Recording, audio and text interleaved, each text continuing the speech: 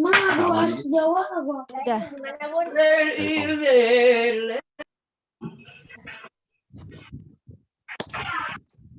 Nah, sudah kelihatan ya teman-teman ya?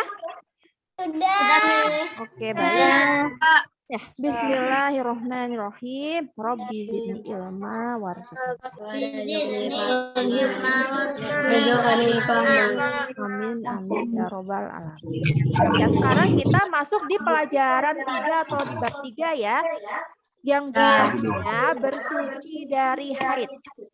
Nah, teman-teman, pada bab sebelumnya kita sudah mempelajari tentang tanda-tanda balik. Ya? Nah, tanda-tanda balik itu pada laki-laki dan pada perempuan itu berbeda, teman-teman. Ya? Ya. Kalau pada laki-laki tandanya adalah Mimpi basah. ya, mimpi basah atau hilam ya. Kalau pada laki-laki. Kalau pada perempuan tandanya adalah mengalami haid. Nah, ya, mengalami haid. Kenapa berbeda? Kenapa berbeda? Karena fungsinya berbeda jenis kelamin. Karena fungsi dari organ-organ tubuh kita itu berbeda, kewajibannya juga berbeda, ya. Yang melahirkan laki-laki atau perempuan? Perempuan. Nah, karena perempuan yang hamil, maka perempuan atau wanita itu memiliki satu organ, yaitu namanya rahim. Di sini ada yang punya adik ya, mungkin pernah melihat kalau bundanya lagi hamil, ya. Nah, bundanya besar. Nah di dalam, letak adik bayinya itu ketika di dalam perut bunda itu adalah di dalam rahim. Nah, itu hanya dimiliki oleh wanita atau perempuan. Nah, ketika seseorang sudah mengalami balik, kalau laki-laki sudah mengalami ihtilam atau mimpi basah, kalau wanita sudah haid berarti artinya apa? Sudah balik. Sudah wajib untuk sholat, ibadah, ya, beribadah, semua ibadah ya, itu sholat, puasa wajib bulan Ramadan ya, semua sudah wajib. Kalau lupa tidak melakukannya gimana? Sudah terkena dosa. Nah, itu bedanya ya. Jadi kalau sudah balik itu dosa atau kesalahan yang dilakukan sudah dihitung. Nah, itu ya. Oh, teman-teman, suara Kristia bergema nggak di situ? Dengar. Terdengar jelas ya? Jelas ya?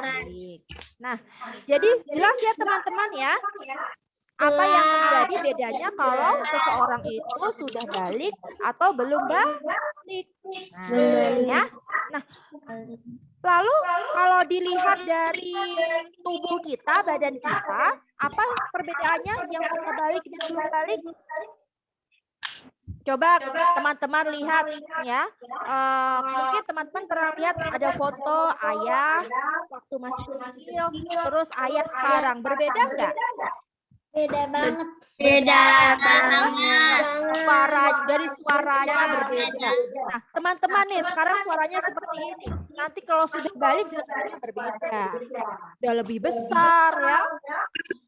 Nanti makin lama suaranya makin berbeda, makin kencang, makin besar. Nah, seperti itu ya. Lalu apalagi ada bagian tubuh yang dulunya nggak ada rambutnya jadi ada rambutnya, ya. Ya, badannya jadi lebih besar, makannya lebih banyak, ya. Nah, iya. Perempuan juga sama, suaranya nanti akan berbeda, berubah, ya.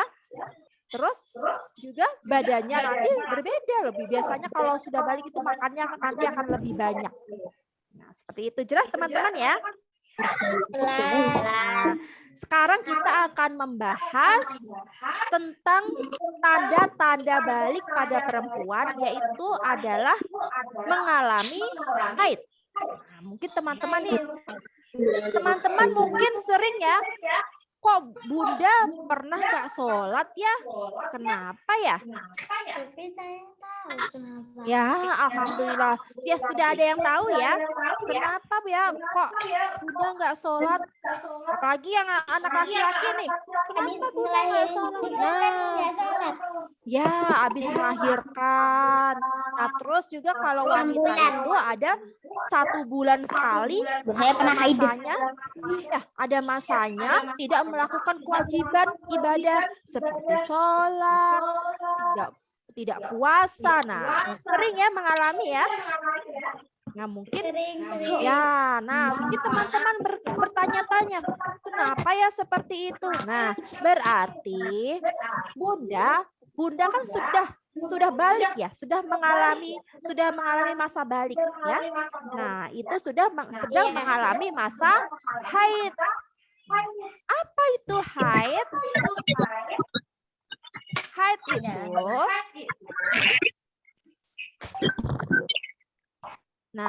menurut bahasa ya, menurut bahasa artinya mengalir. Apa menurut bahasa artinya? Mengalir. Itu menurut bahasanya. Sedangkan menurut hukum Islam, apa artinya? Haid itu adalah keluarnya darah dari perempuan sedang keadaan sehat. Jadi bukan karena penyakit teman-teman ya. Penyakit. Ya, bukan karena penyakit ya. Bisa karena setelah melahirkan. Bukan juga disebabkan karena melahirkan, terluka atau penyakit. Jadi keluarnya darah haid ketika seseorang perempuan itu dalam keadaan sehat. Paham ya? Sehat ya. Nah, jadi dalam keadaan sehat. Nah, nanti kalau setelah melahirkan ada juga ya, mungkin melihat ya kalau budanya ada melahirkan, kok Bunda nggak sholat, kok Bunda nggak puasa. Nah, tapi karena Bunda itu baru saja melahirkan, itu Bunda tidak mengalami haid. Itu namanya adalah mengalami nifas ya. Jadi berbeda ya teman-teman ya. Kalau haid itu dalam keadaan sehat, tapi kalau nifas itu hanya keluarnya darah setelah melahirkan. Jelas teman-teman? Ya, jelas ya pengertiannya ya. Nah, haid ini hanya dialami oleh wanita. Kenapa? Karena hanya wanita lah yang memiliki rahim ya. Hanya wanita yang memiliki rahim, karena hanya wanita yang hamil, hanya wanita yang melahirkan. Laki-laki tidak hamil, tidak melahirkan, berarti laki-laki nggak punya rahim. Nah, makanya wanitalah yang mengalami haid. Jadi, ketika seseorang itu mengalami haid, itu tandanya orang itu sudah balik, sudah memasuki masa peralihan mau menjadi dewasa. Ya.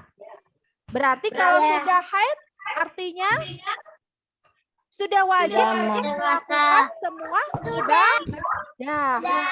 Sudah wajib sholat, tepat waktu, nggak boleh ditinggal ya. Sudah wajib puasa. Nah, jadi semua kewajiban-kewajiban itu sudah dihitung. Nah, seperti itu. Jelas teman-teman ya? Baik. Oke, kalau sudah jelas semuanya, kita masuk ke warna darah haid. Ya. Tadi sudah dijelaskan ya bahwa haid itu adalah keluarnya darah dari kemaluan. Darah, kalau darah teman-teman sering ya lihat darah ya, misalnya ada yang terluka, nggak sengaja terluka. Warna merah, Miss. Darahnya warna merah. Nah, iya. Kalau biasanya darah warnanya apa? Darah yang halus. Merah. Merah. Nah, kalau warna Coklat. darah, ya benar, coklat. Kadang-kadang kalau udah mengering darahnya nanti Hitam, coklat. warnanya makin gelap sampai coklat. Habis itu darahnya mengalir. Ya, benar. Nah, kalau warna darah haid itu dibedakan menjadi ada 4. Ya. Apa saja Kak itu? Pertama adalah warna hitam. Hitam. Yang kedua adalah warna merah. Merah berarti seperti darah yang suka kita lihat ya pada umumnya ya kalau kita sedang terluka ya. Lalu kuning, ada juga yang kuning ya. Lalu keruh. Keruh itu seperti apa? Keruh itu Hitam, kuning, merah, keruh. ini adalah warna-warna darah. Kalau merah itu warna aslinya darah itu merah ya, darah segar. Kuning itu berarti darahnya agak orange kuning seperti itu. Terus keruh itu pertengahan antara putih dan hitam ya. Pertengahan antara putih dan hitam. Jadi seperti air yang kotor. Nah, seperti itu ya, teman-teman. Nah, apabila ini adalah warna darah haid yang normal ya. Nah, jika darahnya itu bergumpal, terus perutnya itu terasa nyeri, berarti itu merupakan darah penyakit ya. Mungkin teman-teman pernah ya melihat kalau bundanya sedang mengalami haid, aduh bunda perutnya sakit atau seperti itu ya. Nah, itu mungkin karena bunda kecapean atau banyak gerak. Jelas teman-teman ya? Jelas? Baik, kalau sudah jelas, sekarang kita lanjut. Nah, ini haid tidak normal. Yang tadi Bu Tia bilang ya. Nah, haid tidak normal apabila darahnya bergumpal dan berwarna hitam dan terasa sakit ya. Pertama, darahnya bergumpal. Terus kalau darah itu benda cair ya teman-teman ya. Nah, jika yang keluar itu darahnya bergumpal, terus warnanya juga hitam, terus rasanya sakit, nah berarti itu enggak normal. Berarti harus ke dokter. Ya, tanya kenapa dokter periksa ya. Periksa ke dokter. Yang jelas sekarang masa haid ya. Kalau perempuan itu mengalami haid itu biasanya 1 bulan sekali. Ya, 1 bulan sekali. Berapa hari? Pada umumnya ya bisa ada yang pernah mengalami 1 hari juga ada. Jadi setiap orang itu berbeda-beda teman-teman ya mengalaminya. Terus ada juga yang 6 sampai 7 hari ya, 1 minggu ya, 6 sampai 7 hari. Terus nah, kalau berdasarkan ilmu kedokteran, jangka siklus haid itu biasanya adalah 25 hari ya. Jadi misalnya hari ini berhenti, 25 hari kemudian baru mengalami haid lagi ya. Jika lebih dari 25 hari itu tidak mengalami, nah makanya itu mungkin ada sesuatu harus diperiksakan ke dokter. Nah, jelas teman-teman ya. Jadi itu ada siklus haid ya. Batasan waktu haid paling lama itu adalah 15 hari ya. Jadi ya pertama sehari semalam bisa ya. Lalu 6 sampai 7 hari. Lalu batasan paling banyaknya itu adalah 15 hari. Jika 15 hari itu nggak selesai, maka hari ke-16-nya itu sudah dihitungnya bukan darah haid lagi, tapi penyakit. Jadi kewajiban-kewajiban seperti sholat, puasa sudah bisa dilakukan. ya. Jadi batasnya adalah 15 hari. Hari. 15 hari. Misalnya, kok sampai 17 hari, sampai 17 hari nggak selesai. Oh, berarti itu tetap kita wajib untuk melaksanakan sholat. Jelas ya teman-teman ya. Nah, kadang-kadang ada tuh teman-teman. Mungkin teman-teman juga pernah melihat ya, bundanya, perutnya sakit, pinggangnya sakit. Nah, berarti ketika sedang mengalami haid itu ada beberapa perubahan yang akan dialami. Nah, nanti teman-teman juga akan mengalami ketika sudah mengalami masa balik ya. Mulai kerasa pinggangnya sakit, terus merasa perutnya sakit. Nah, seperti itu ya. Jadi makanya Allah juga memberikan kemudahan ya, karena darah itu juga salah satu najis teman-teman ya. Sehingga ketika sedang mengalami haid tidak diperbolehkan lagi untuk melaksanakan ibadah. Bentar teman-teman, ada yang mau masuk. Nah, sekarang kalau ketika pada anak laki-laki mengalami mimpi basah atau ihtilam, terus mau ibadah, sholat, apa yang harus dilakukan? Ya. Boleh nggak langsung ibadah langsung sholat? Mandi wajib. Nggak boleh, harus melakukan mandi wajib. Oke. Saya itu boleh apa aja setelah mandi wajib. Nah, jadi kita harus bersuci, menyucikan dulu badan kita, dibersihkan dulu ya. Kita bersihkan. Nah, kalau pada anak laki-laki mengalami mimpi basah atau ihtilam, wah mau sholat berarti harus mandi dulu ya. Mandi wajib, mandi bersih. Setelah mandi baru boleh melakukan ibadah-ibadah seperti biasanya. Demikian juga kepada anak perempuan juga ketika dia sudah mengalami haid, sudah selesai waktunya, darahnya sudah tidak keluar lagi, atau sudah lebih dari 15 hari, maka dia wajib untuk melakukan mandi besar. Yo, ada yang sudah tahu bagaimana cara-cara mandi besar?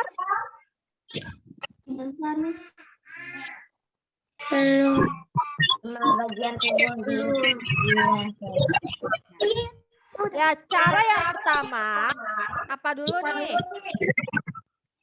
Yang pertama adalah disiapkan dulu. Kita kalau mandi ambil dulu, ya kan? Ambil sabun dulu, samponya juga disiapin dulu. Ya, jangan udah di kamar mandi teriak-teriak. Bunda, mana sabunku? Bunda, mana andukku? Mana sampoku? Ya. Kalau sudah balik nggak boleh lagi ya seperti itu ya. Karena ingat kalau sudah balik berarti sudah dewasa. Sudah mau memasuki masa dewasa. Jadi semuanya harus mandiri. Kalau mau mandi, anduknya disiapkan sendiri. Samponya, sabunnya, bajunya disiapkan sendiri. Masih ada nggak di sini yang Mas kalau mandi harus disiapin sama bundanya, sama uminya? Ada ya, soleh semua. Pernah. Kalau lupa ya. Ya, nah jadi seperti itu ya. Jadi pertama disiapkan dulu peralatan untuk mandi, lalu setelah itu yang dilakukan ada berwudu ya. Jadi bukan mandi dulu tapi berwudu dulu ya. Berwudu dulu. Nah, sudah selesai berwudu, lalu airnya disiram ke kepala ya, digosok-gosok dengan kuat. Tujuannya supaya apa? Supaya semua bagian-bagian rambut sampai ke dalam-dalam itu terkena air basah ya. Jadi jangan cuma dicipratin gitu, tidak boleh ya. Tapi harus disiram, digosok-gosok supaya semua rambutnya basah. Prinsipnya adalah kalau mandi wajib itu harus dari ujung rambut sampai ujung kuku itu harus basah ya. Digosok-gosok. Nah, terus habis itu ngapain lagi? Iya, berapa kali diguyurnya? 3 kali. Ya, 3 kali adalah 3 kali. 1 sambil digosok, 2, 3. Nah, kalau seperti itu, setelah diguyur kepalanya digosok-gosok. Lalu yang ketiga, menyiramkan air ke seluruh badan. Badannya disiram. Bagian mana dulu? Kanan atau kiri dulu? Kanan dulu baru kiri. Kanan dulu. Setelah selesai kanan, baru kiri. Baru ke kiri. Kemudian keempat adalah meratakan air ke seluruh badan. Jadi semua anggota badan kita harus kena air ya. Semuanya. Ya, harus jangan sampai ada yang keselip. Nah, apalagi kalau teman-teman kalau susah ya nyiram bagian punggung, susah ya biasanya. Nah, itu pun harus basah. Leher semuanya harus basah ya teman-teman. Ya, harus semua terkena air. Nah, itu yang keempat. Nah, kalau semuanya sudah basah, yang kelima apa? Menuangkan air sampo kepala dan sabun ke badan. Jadi keramas, ya, keramas, gosok, kramasnya juga bersih ya. Jangan cuma atasnya aja, jangan sampingnya aja, belakangnya aja, tapi semuanya dari samping, atas, belakang sampai ke sela-sela harus rata, ya. Lalu udah sampoan, keramas, habis itu sabun. Nah, sabunan lah. Ya, setelah selesai kita siram, kita bersihkan sisa-sisa sabun tadi ya, sampai hilang semua itunya, busa-busanya ya. Nah, seperti kalau kita mandi biasa ya. Nah, setelah itu menyiramkan air ke kepala dan jadi diguyur. Nah, ya. Kalau pakai yang di rumah pakai shower yang di atas bisa tuh ya. Bisa basah semua dari ujung rambut sampai ujung kaki. Jelas teman-teman ya. Cara-cara untuk mandi wajib ya atau mandi benar ini adalah sesuai dengan tuntunan Rasulullah Shallallahu Alaihi Wasallam. Nah, teman-teman, biasanya anak yang mengalami balik, nah kalau laki-laki itu biasanya di umur berapa? 7 sampai 10. Ya. Ada ya. Kalau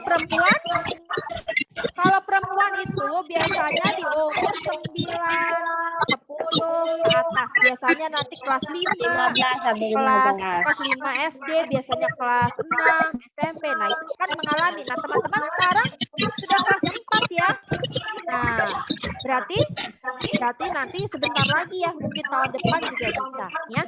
Nah, lalu apa saja ya yang dilarang ketika mengalami haid? Nah, tadi sudah sempat Mistia jelaskan ya hal-hal apa saja yang dilarang ketika haid. Yang pertama, sholat sunnah, mau yang sholat wajib sudah tidak boleh. Tidak boleh berpuasa. Yang kedua puasa. Yang kedua adalah puasa juga sama, mau puasa sunnah mau puasa wajib tidak boleh. Ada yang ketiga, berdiam di masjid ya, karena darah itu adalah najis ya teman-teman ya. Jangan sampai ada darah di dalam masjid karena bisa merusak atau mengotori kesucian masjid. Makanya tidak boleh berdiam di dalam masjid. Lalu yang keempat, tidak boleh membawa dan membaca Al-Quran. Ya, benar sekali. Tapi kalau belajar boleh nggak? Belajar kita misalnya pelajaran TTQ, kita lagi haid nih, boleh nggak? Boleh ya teman-teman, karena tujuannya adalah untuk belajar. Teman-teman ya, itu adalah hal-hal yang dilarang haid. Nah, itu satu lagi nih, yang berikutnya satu yaitu adalah tawaf. Tawaf itu apa? tawaf wajib maupun tawaf sunnah. Nah, tawaf itu mengelilingi Ka'bah sebanyak 7 kali. Nah, jadi ketika sedang mengerjakan haji atau sedang berumroh, kalau ternyata sedang haid maka tidak boleh melakukan tawaf ya. Kalau umroh haji itu tawaf wajib ya, karena salah satu dari rukun ya, rukun haji dan rukun umroh. Nah, tapi kalau tawaf sunnah juga tidak boleh dilakukan ya. Jelas teman-teman ya, apa saja yang tidak boleh dilakukan ketika sedang haid? Nah, teman-teman, makanya kalau nih ya ada teman yang mengalami atau misalnya bundanya atau uminya atau bibinya sedang mengalami haid, tidak boleh ditertawakan, tidak boleh diejek teman-teman ya. Misalnya, ih enak banget nggak sholat, boleh nggak kayak gitu? Tidak boleh ya, tidak boleh ya.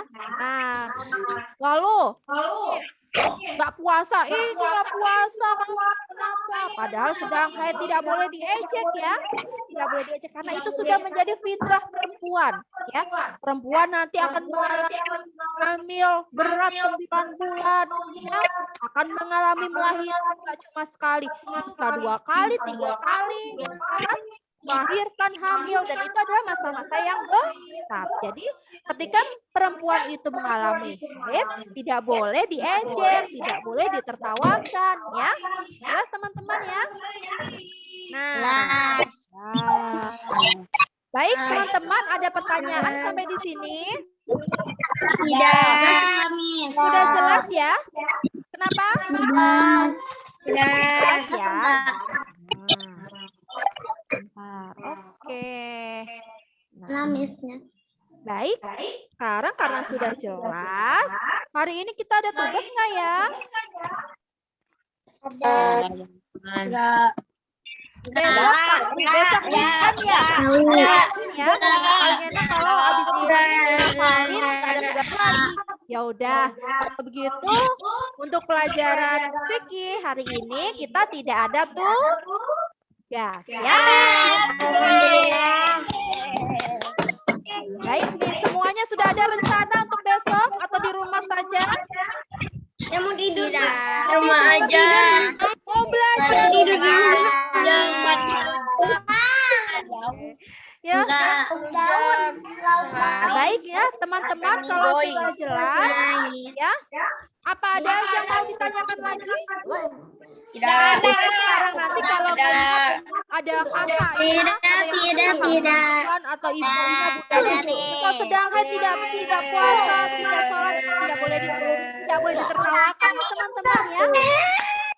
Nah, baik teman-teman, kalau semuanya sudah siap, kalau begitu kita akhiri ya Zoom kita hari ini.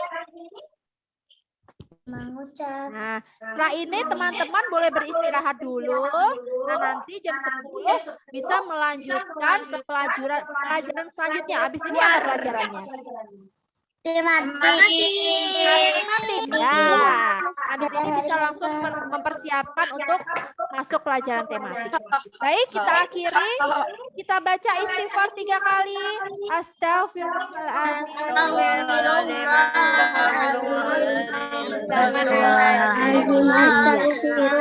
Doa penutup majelis. Alhamdulillahirrahmanirrahim.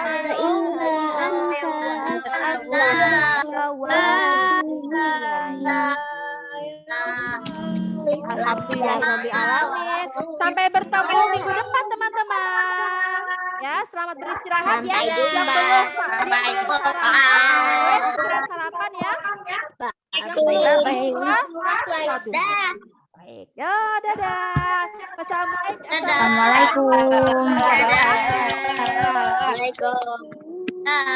Assalamualaikum. Waalaikumsalam.